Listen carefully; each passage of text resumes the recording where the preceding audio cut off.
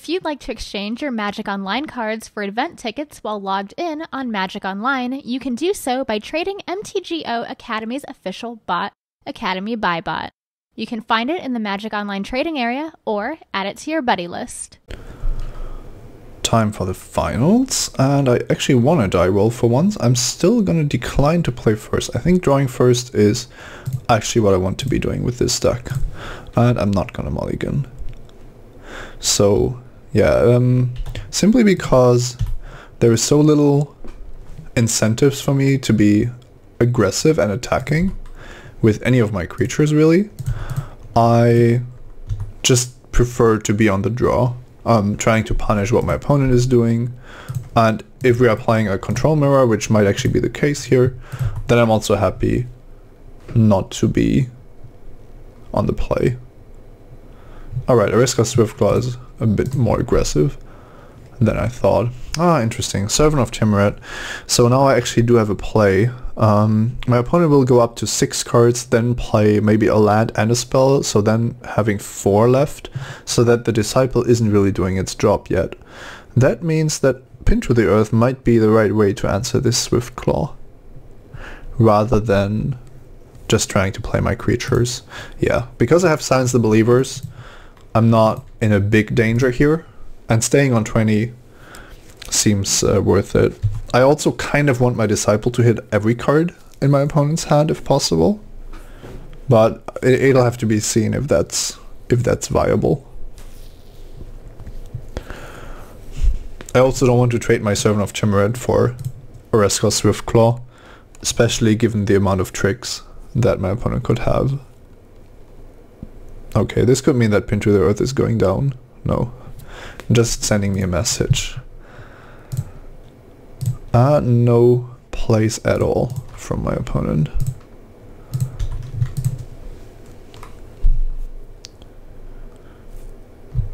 Servant of Timuret is a card that could get asphyxiated here.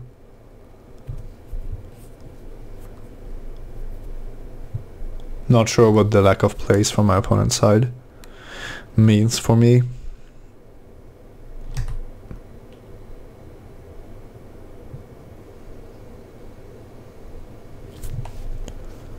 I would expect something at some point. This is the finals after all. Okay, it could actually mean that I'm getting excoriated. My servant here still going to attack with it. It is safe from most tricks here. And even if my opponent has something to deal with the Pin to the Earth, then I still have the regeneration available. God's Willing wouldn't even...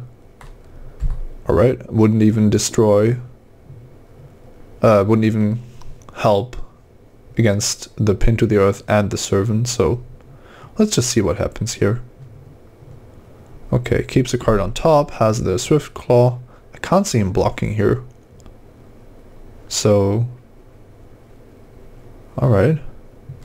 I will just regenerate. I mean, I have nothing good to do anyway.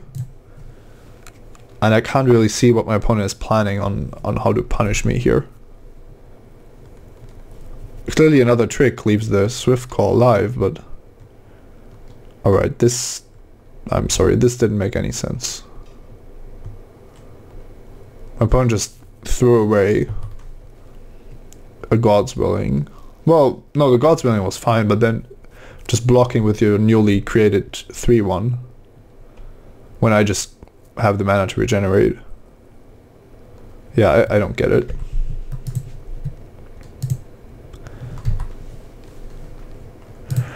Alright, Deserter's Quarters is interesting. I'm kind of afraid of attacking with a Servant. I think it would get blocked. My opponent is doesn't seem to be the careful kind.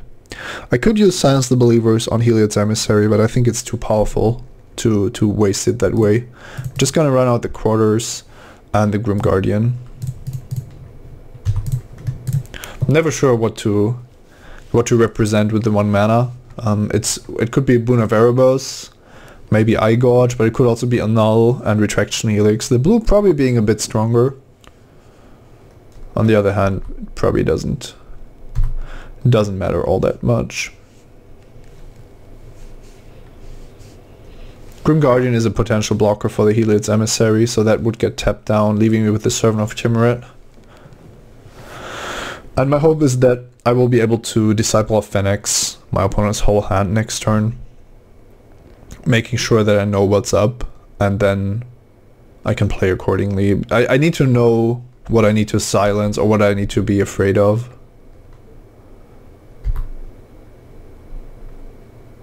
If I draw a swamp, I can also play this differently, just killing off 2 creatures. I'm also so much more likely to draw a swamp than an island.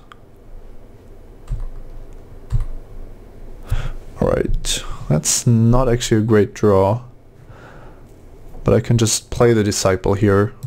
I'll take a bit of damage for the knowledge what my opponent is up to. Alright, interesting. Archetype of Finality, Divine Verdict, Grisly Transformation, and Ringsteed Rider.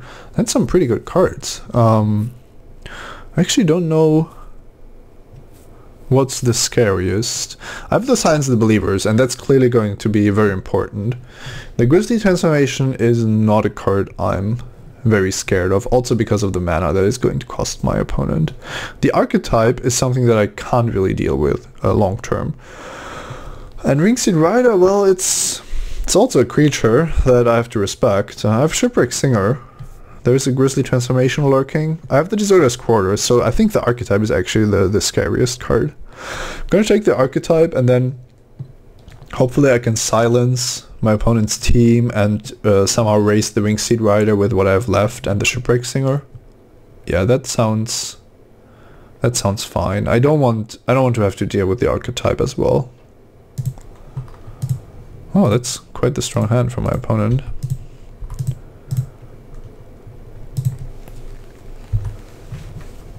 And now the fact that I didn't draw a 3rd swamp is kind of hurting me.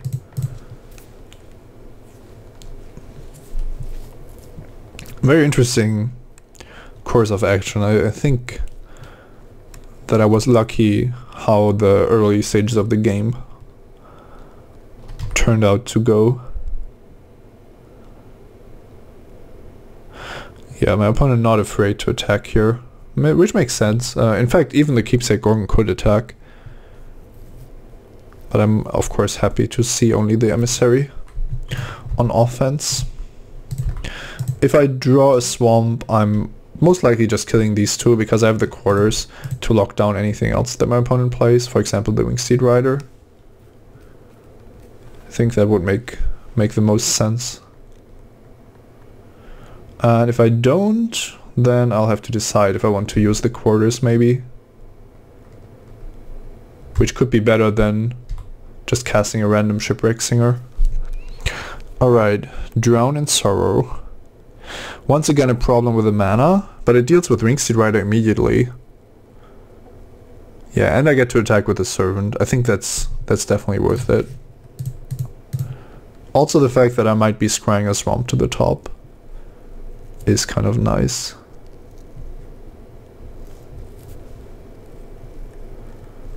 Pharika's Cure. Now that's not a card that I want to draw. I think that's a pretty easy bottom.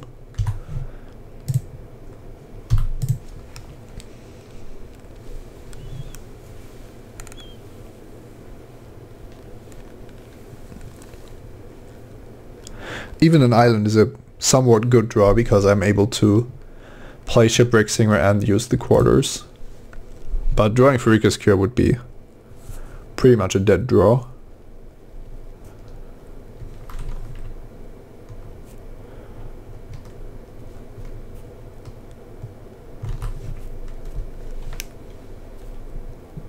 So there's Grisly Transformation left for my opponent and Divine Verdict. The latter I'm not afraid of at all. And the Grisly Transformation I will probably just get with the Silence the Believers. Yeah, this is perfectly fine. I would just love to draw a swamp next turn, so that Keepsake Gorgon won't threaten to become monstrous. there might be a chance that I will be able to respond to the monstrous trigger. And if worse comes to worse, it's not even the end of the world to lose one of my creatures, given how weak they are.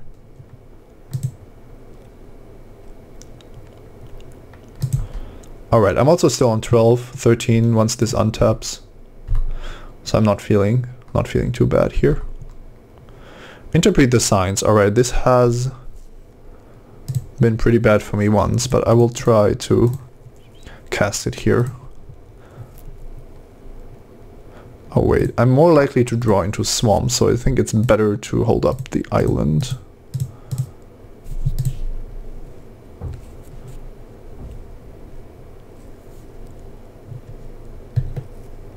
Alright, once again a pretty weak one. But it does find me the swamps, and that might just be all I want at this stage. I have 7 mana and I will have 8. I could go up to 9, but that's still not enough to actually cast the silence. So Disciple of Deceit, yeah, not even sure if that's doing much for me. I have to reveal it. I'm not sure if I need the swamp on top. Don't think I do. So I'll put this on the bottom, top, just because it's a 2 mana card. I've definitely had better Interpret the Signs. Probably this deck is probably just not very good for it. So here I'm playing the Shipwreck Singer. And then I'm passing the turn. Planning to silence the Believers next turn with a 7th land by my opponent being a small problem, a small inconvenience.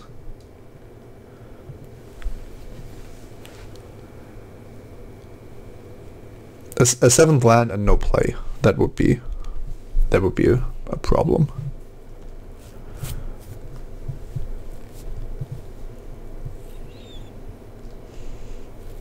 It isn't unlikely to assume that my opponent just drops a creature here and then I'm perfectly fine.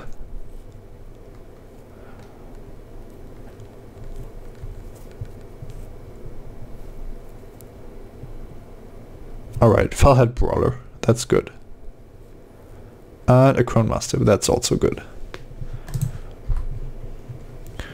So now I need to get rid of these two because they are clearly very scary.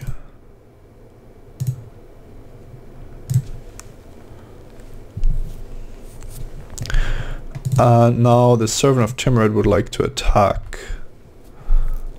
I'm not sure about the other guys. I could also attack with the Singer and force the Mastiff to attack. Then there is the Divine Verdict to think about, but I'll just not take any damage. Yeah, I don't want to expose the Shipwreck Singer really. And I'm happy just getting the trigger from the Servant. I'm not going to be greedy and try to kill something with it on defense. I will also force the Crone Mastiff to attack, just so that my opponent can't use it on his turn, on my turn. Not because I want it to actually attack. There's the 7th land. That would have been a lot more scary last turn. But even then my opponent might have just cast some spells. All my creatures weren't really amazing there. And now we force this to attack. Depending on what my opponent is on next to the Divine Verdict, I kind of know that it has to be a spell. My blocks might get blown out. So if there is an attack with both of my opponent's creatures, yeah, I probably still would block both of them.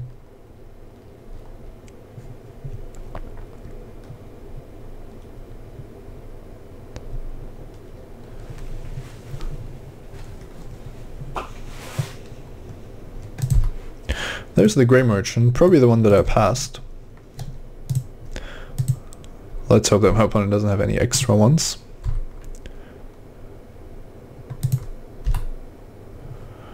Baleful Eidolon. Alright, I can trade that with the Disciple if I ever get it tapped. I have 6 mana to just use this, which I think is a good idea. I can lock down the Crone Mastiff. And all my other creatures will just be very solid blockers.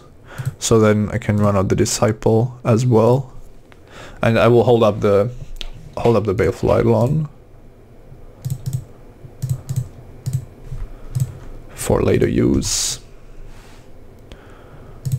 It's kind of good to know that my opponent is pretty much on nothing here.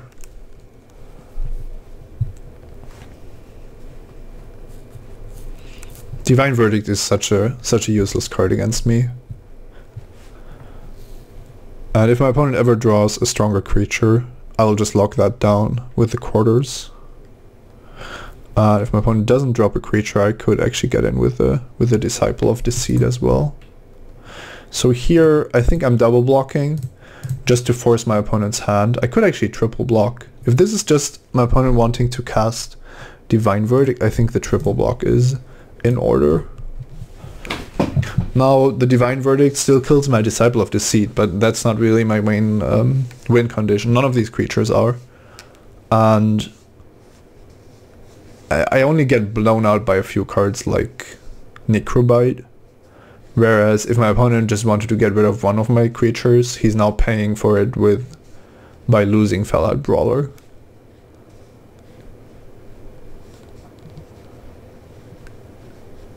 It's not like Disciple of Deceit or Interpret the Signs have shown to be very good in my deck, as we saw in game 1 of round 1.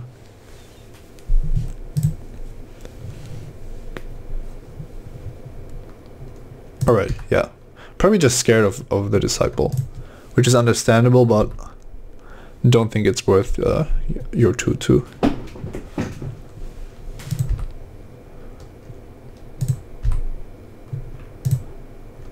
I will just leave the Deserter's Quarters tapped. The land is not really worth anything here. If I put the Baleful Eidolon, could just put Baleful Eidolon on Servant of Tiamat. That's probably the best use of the Eidolon. On the other hand, I could start forcing my opponent's creatures to die, which is also kind of good. So yeah, I'll just attack with this and the Singer. Yeah, I see no danger from playing it that way. So now my opponent should do the double block, or well, yeah. It probably doesn't matter to force me to spend the mana, but it's definitely the correct line. And then I'm able to bestow the Grim Guardian. I kind of want the Grim Guardian to live more than the Disciple. And that will start eating up some of my opponent's creatures. Starting with the Grey Merchant.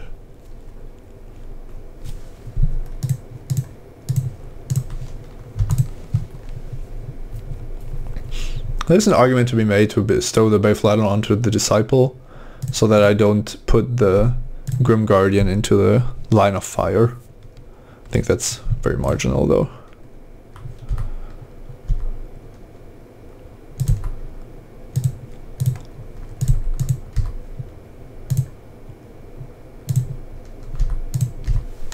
Don't think there's a reason to attack with the ground creatures if my opponent can still block so easily.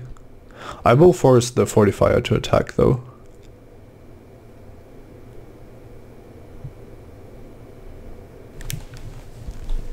With so much mana I can actually start to just untap the quarters and to always retap whatever I need to tap. But this time I just wanted the Mastiff to stay tapped, so there was no reason. One cute play you can do is you leave this tapped and then next time you tap something else, so effectively the quarters taps 2 creatures for 1 turn. And here my opponent is just going to spend 5 mana, and the Disciple itself isn't going to kill the Fortifier.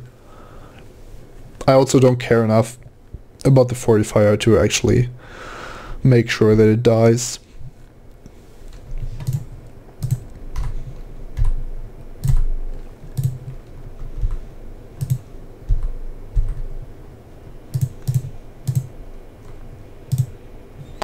This is for 4. Yeah, attacking for 5 seems even better. Oh wait, if I attack for 4 with the help of the servant, yeah, it probably just doesn't matter. I'm not dying from my opponent's attack this turn, and then I'm forcing the fortifier to attack, and I can untap the Deserter's Quarters to tap anything else my opponent plays. All right, playing against the white-black. A bit control-y, but not 100%. Yeah, we really only dealt with the best creatures my opponent played because of Silence the Believers. And I think Annul might be in order, simply because of Heliod's Emissary already. Then the Annul is already worth it, I think. And against Keepsake Gorgon, I don't really have much. I could bring in Titan Fortune Hunter to have one more way of generating value. I think that might be a good idea. Bloodshot Harpy trades with Winged Seed Rider, but only if everything works out correctly. I don't think that's something that I want to be doing. I like the Fortune Hunter. I don't like the Benthic Giant because my opponent is evasive and has Death Touch creatures. And I don't know if a card like Black Oak is great. Should probably keep it, I think. Deserter's Quarters looks fine in this matchup. I could take out Interpret the Signs again, because it hasn't been great, hasn't really been good ever. Yeah, I'll just take that out. I have my new card advantage mechanism with the Triton Fortune Hunter. And I'm still an 18 land deck and whatnot. I'm not gonna take a mulligan. This is a fine hand on the draw. The fact that I'm missing a second black for Pharika's Cure is not too bothering. Would be nice to not draw more islands though. Especially now that I've taken out a few of the late game cards in my deck. I didn't run out Baleful Eidolon. This is not the matchup to just hardcast the Eidolon without any reason. If there's a Heliod's Emissary, then we might want to do something like that. Crown Mastiff I'm very fine with. I would love to just Pharika's Cure that, but I won't be able to do it. So here I'm just taking things very slowly. I have all the answers that I want. If necessary, I can Lash of the Whip the Mastiff. And with Signs of Believers in my hand, Signs the Believers in my hand, I'm pretty much guaranteed to win the long game. Don't know why you would want to have that in this matchup when you're facing another black deck. So Lash of the Whip is generally stronger than Pharika's Cure. It does cost a lot more, but that shouldn't be a problem at the stage of the game that we are in. So I think spending Pharika's Cure on a Crone Mastiff is the right play. One thing that could happen here is that the War Chanter attacks, and then I'm not sure if I want to actually block, because I would have a lot of ways to punish tricks from my opponent's side if I just take the damage. One of the problems with my hand right now is that I don't really have good creatures to block with. So the question is if I can afford to just be defensive, not block. All right, this is not great for me. It's not the end of the world, but of course it means that the War Chanter is now a lot better. If I had the mana for Lash of the Whip, then I could do that in response. But overall, I'm not unhappy how this turned out. There's far worse things, I think. Servant of Timuret. So now, Baleful Eidolon is kind of the perfect answer to the War Chanter, and I can even put it on Grim Guardian. It would untap the Supply Line Crane, give the Supply Line Cranes Intimidate, which is not a problem. I can keep up all the other answers then. And this is even great against Divine Verdict or cards like that. Because even if the Grim Guardian dies, I will still have my 2/5 Death Touch. And if my opponent invests more into making this larger, then I will have ways to punish that as well.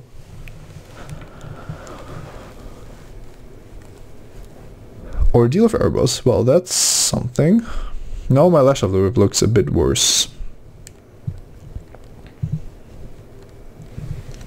I should probably just draw a Swamp now to silence the Believers, both of my opponent's creatures.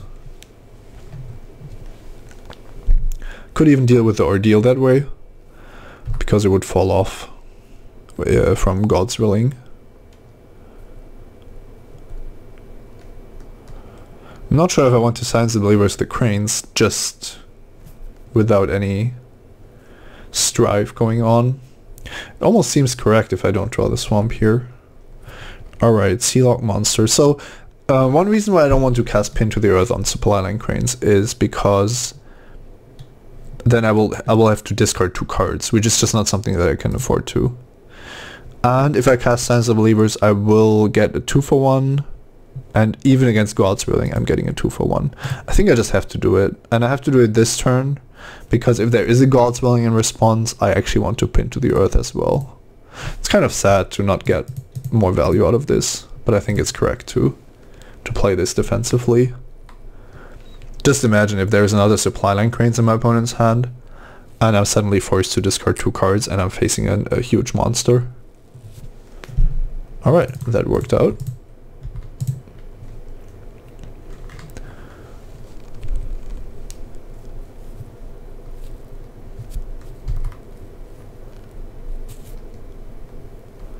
So now my plan has to be to draw the more impactful cards in the long run again.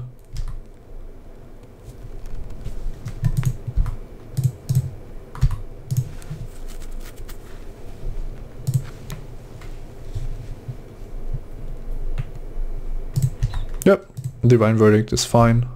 I still have the Baleful Eidolon, so no harm done. I even have Servant of Timuret, Sealock Monster, all of the above, even Black Oak of Adunas. Alright, so Sealock Monster won't be able to attack. Black Oak and Servant are a pretty nice combo. Yeah, I think I just run them out.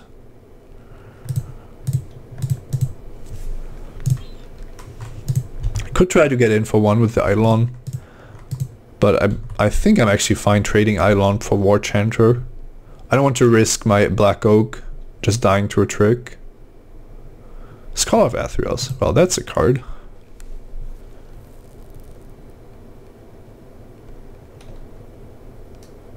I hope that it doesn't get larger, because then I won't be able to Lash of the Whip it. Okay, that's fine. That's very fine.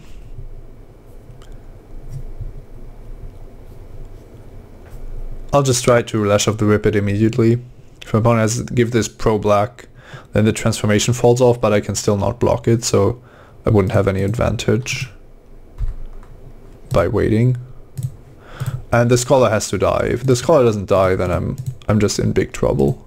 Also should have probably left open the blue. I thought I would want to have 2 activations on the Black Oak, but don't think that's really all that interesting. One card that's still troublesome is the Heliod's Emissary, but that's why I am keeping so many blockers around and the Pin to the Earth in my hand. It doesn't make sense to deal with the War Chanter before it's actually scary.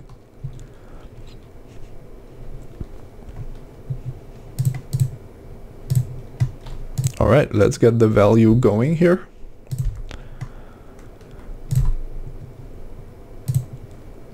I will take that. I think that's pretty much all I want right now. And I will pass the turn with that, just because of the potential to block if my opponent actually draws Heliod's Emissary. I'm also playing around Excoriate and Asphyxiate at the same time. Creatures you control have Death Touch. Yep. It's good that I have the Baleful Eidolon.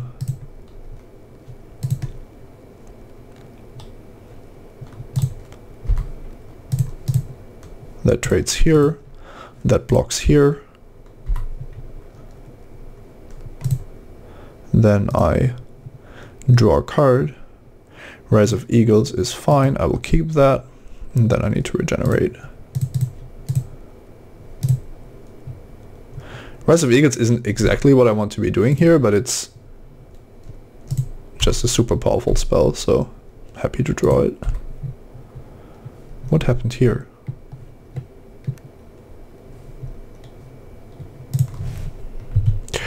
Alright, yeah, I just completely forgot that this also lets my creatures lose Death Touch. That doesn't really make the block worse, because now my Baleful Eidolon wasn't doing anything. But of course, yeah, that was just throwing away the Eidolon without thinking about it. So now I need a lot of power to block these guys, but I can block the Archetype with Sealock Monster and the Grey Merchant with Sealock Monster. I can also pin to the earth something. And I have the Rise of Eagles, which gives me 4 power, but blue creatures, which is worth against the War Chanter. In fact, the War Chanter is something that is kind of a problem anyway, so I need the Servant to be on blocking duty. That means probably I will just run out the Sealock Monster to block with. And worry about pin to the earth later. Is there an advantage to pinning the War Chanter to the earth?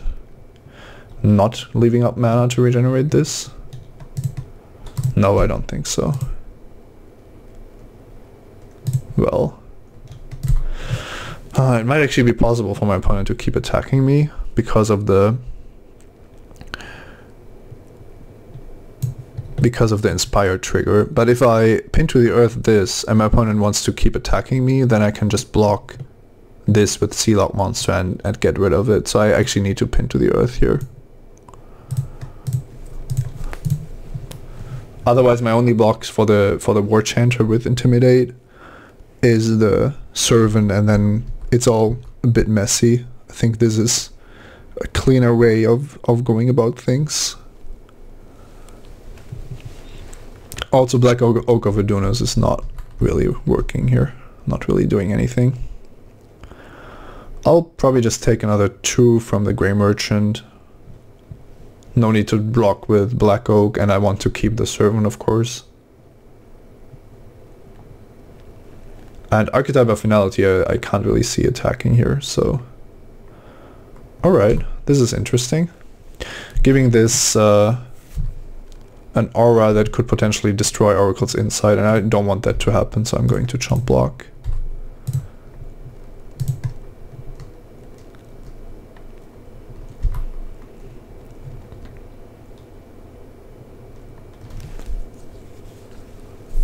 It's not going to have Intimidate next turn, so I'm happy about that. I also could use another land, and I don't want any of these non-Death Touch Eidolons. If I draw a land, then I can regenerate the Servant and cast the Eagle. So that's 9, yeah, that's exactly what I wanted. Also, I can block the 3/5 with my 5/5. That looks good.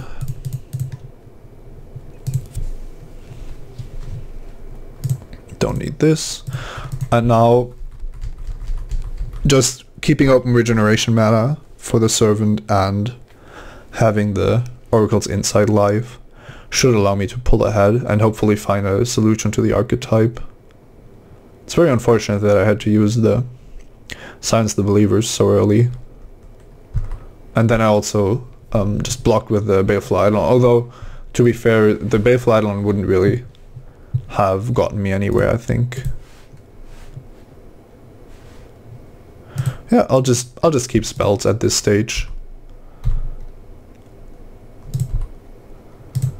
Let's just do a quick check for mana cost of 2. Shipwreck Singer doesn't look bad. Deserter's Quarters looks kind of nice. So I might just want to keep the Omen Speaker. No, the Omen Speaker I think is too strong, and I'm drawing so many cards anyway. So let's just see what we can find here. Oh, wow. The weight that I put upon my opponent by checking my deck meant that my opponent didn't want to continue playing this game. I would have been attacking for 4 in the air now, and well, I was pulling ahead pretty convincingly. Still, with an active archetype, I don't think that I would have conceded yet. But yeah, it was really fortunate that I was able to deal with the Scholar and just play my control game pretty much all of the 3 matches. This wasn't the ideal control deck. I didn't have any Starfish. I also didn't have such a cohesive plan, and I somehow didn't really make the Interpret the Signs as good as it could have been. But other than that, I was quite happy. I did face well, reasonable decks, nothing too powerful. If you draft control, the most crazy heroic decks will just run you over. But I don't think you can draft a deck in this format to really win against the nut draws that the format has to offer. But if you like control, I really like the black-blue, the black-white, even the blue-red archetypes. Sigiled Starfish is an absolute all-star. I like to run 18 lands, and yeah, the games kind of play out like they did here, with you just stabilizing at a low high 1-digit life total, or even higher. And then it's usually quite easy to run your opponent out of resources. Yeah, that's it from my side. Didn't play perfectly by any means, but I think we still learned quite a bit and had a bit of fun with blue back control. As always, I'm Simon Goldson, recording Simon Says for mtgoacademy.com. See you next time.